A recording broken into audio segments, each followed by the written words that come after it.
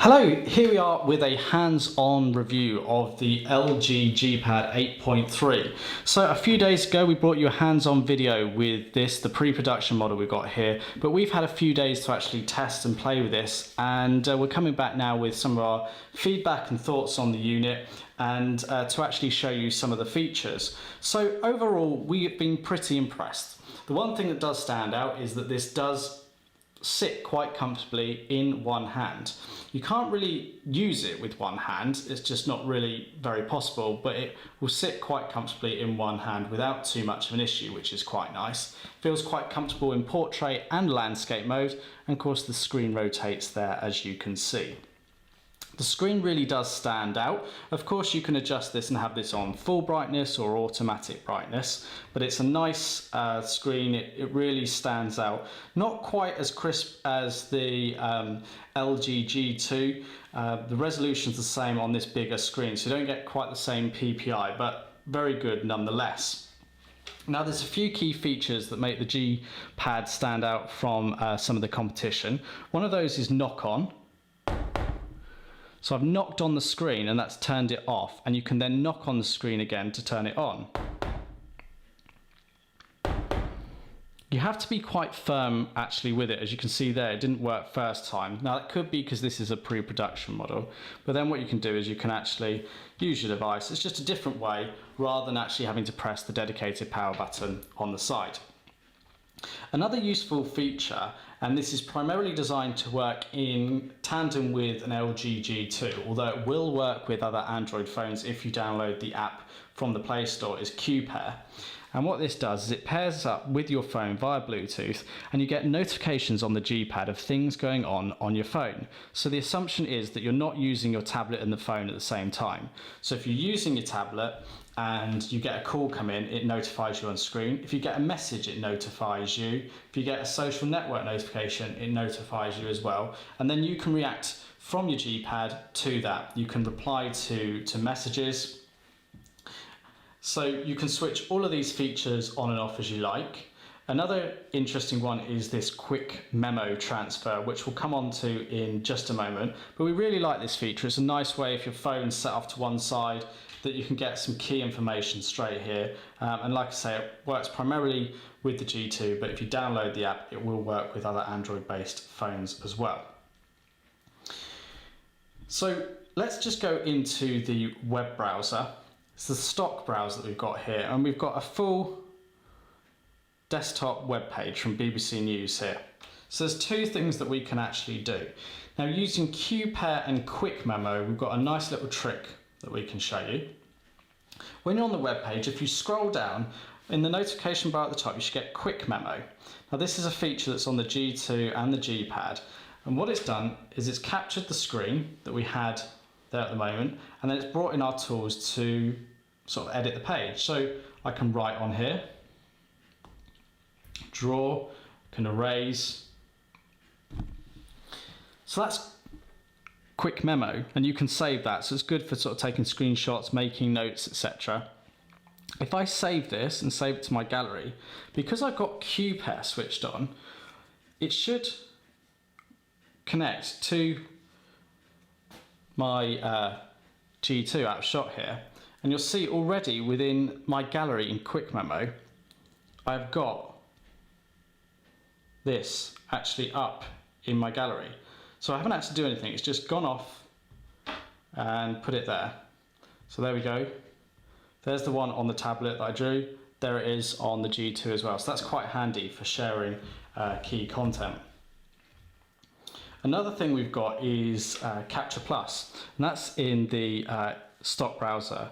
We press Menu and Capture Plus. What it does is it takes an image of the whole screen, the whole web page. So whereas you normally only get a little fraction of it, it's taken the whole screen here and we can save it. And that's great for offline viewing, and you can just go into your gallery and view that image and do what you like with it. So that's a nice feature there. We've got the standard sort of memo application. I've got one started here, so think of it like a piece of paper or a sticky note for writing your notes. But you can see I've stuck an image in here, and this is another feature of the G-Pad, is screenshots you've taken can be easily added to notes by pressing and holding, and you get clip tray. And then at the bottom you get all the screenshots, and I can pick the one I want and I can pop that straight onto the notepad there.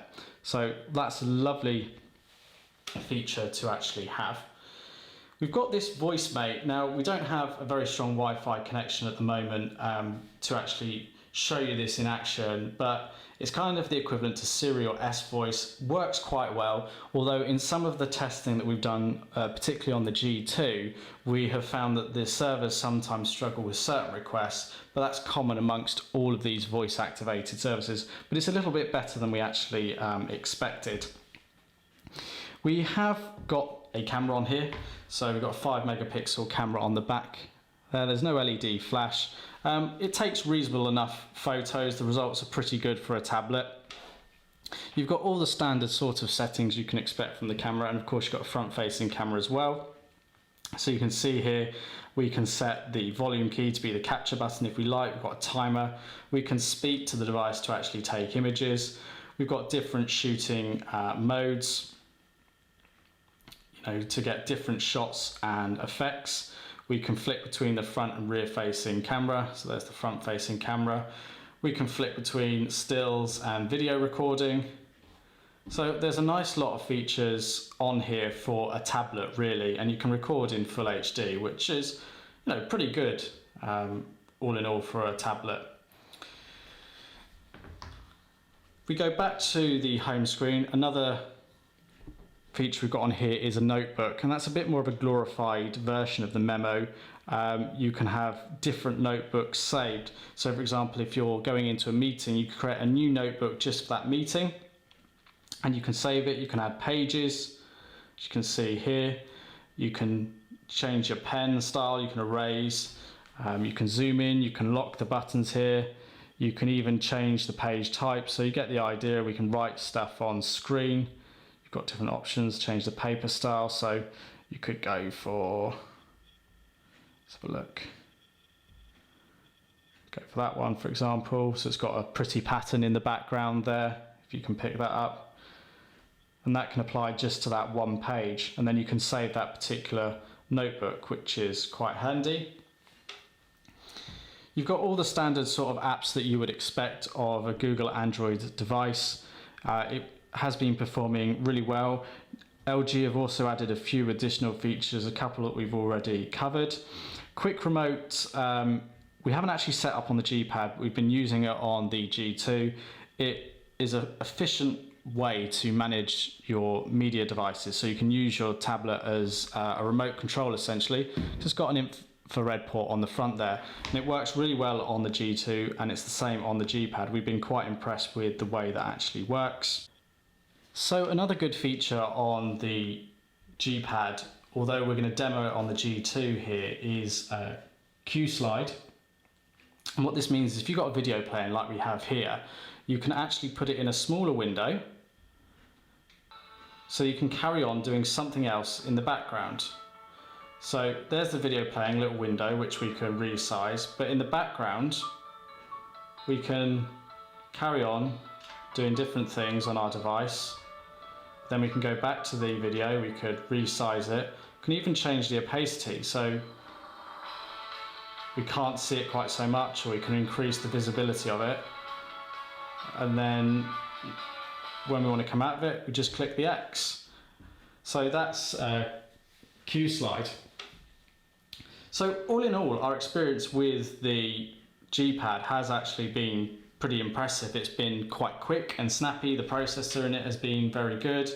We've found compatibility with most of our apps, as you'd expect for an Android device.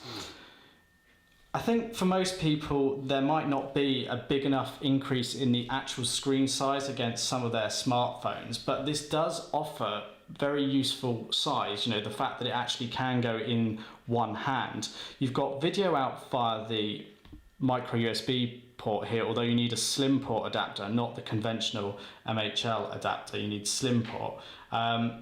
So that's a useful feature, and when you've got it connected to an HD display, you can actually do other things on the G-Pad itself whilst something else is playing back like a video on the screen of your HD monitor. You have got expansion through a micro SD memory card slot here, which is useful because there's 16 gig of internal storage. You've got the dual stereo speakers, which are quite good, and they're not in a silly position like on the side. You can't very easily block those speakers when actually in use. Because this is an Android tablet as well, if we go into the settings, you've got the option for users, so you can have yourself as user and somebody else. So when you're then at your lock screen, you can have different setups for different people. So here we are in the other user, which we haven't actually set up, and they can have their own configuration. So 2 people can use the device and your stuff can remain separate. In terms of storage, I mentioned it's got 16 gig of internal storage. You have about 11 gig available out of the box. You've got your Wi-Fi, your Bluetooth on here as well. You've got your controls over your display that really does actually pop out at you. We really do like this, and all your other accessibility options in terms of what you can do with this device. You know, the accounts that you can add to it. You've got a variety of accounts here you can add, including your email, etc. You've got all your customizable notifications from the top, and you can edit this list as you like. So whilst this is a pre-production unit, we've been very impressed with the device overall, and think many people will see this as a nice tablet to use, possibly as an alternative to the Google Nexus 7.